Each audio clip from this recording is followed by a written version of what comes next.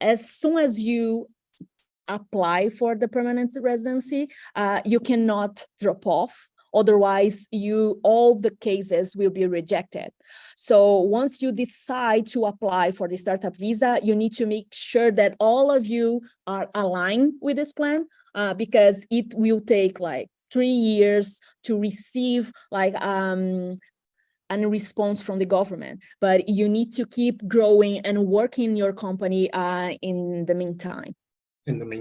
Yeah. And in terms of the visa, so do you want to break that down a little more for the members of the community? So you've said that they first get a work permit, but then eventually you get the permanent residency, maybe 2 years later or 3 years later. I'll remind the community again, this is not immigration advice. This is not legal advice. This is just information that we're bringing to you and just helping you and coaching in terms of some information that you can go get more information about as well. So Marcel, do you want to speak a little more around those to say what's the stage like? You get the work permit before you get the permanent residency, and then what's the success rate between work permit and permanent residency? Is it possible I will have started building in Canada for 2 years and then all of a sudden the government says, no, you don't get permanent residency? How does that work?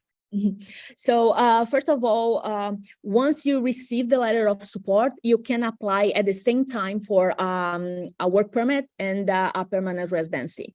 So which means that in your home country would be issue the work permit, and once you land here, you will be waiting for your permanent residency. So you can do both at the same time.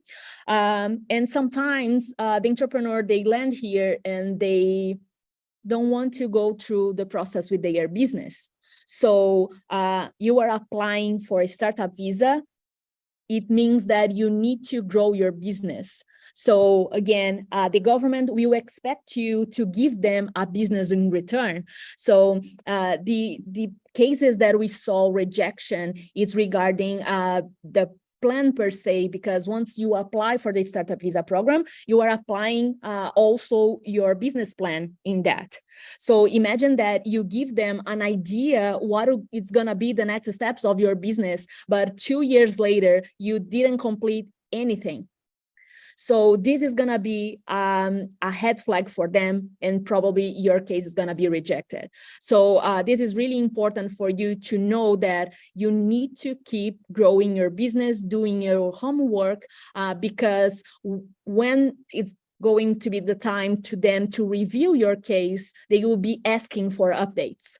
So this is gonna be, the rejections, it's around it. Okay.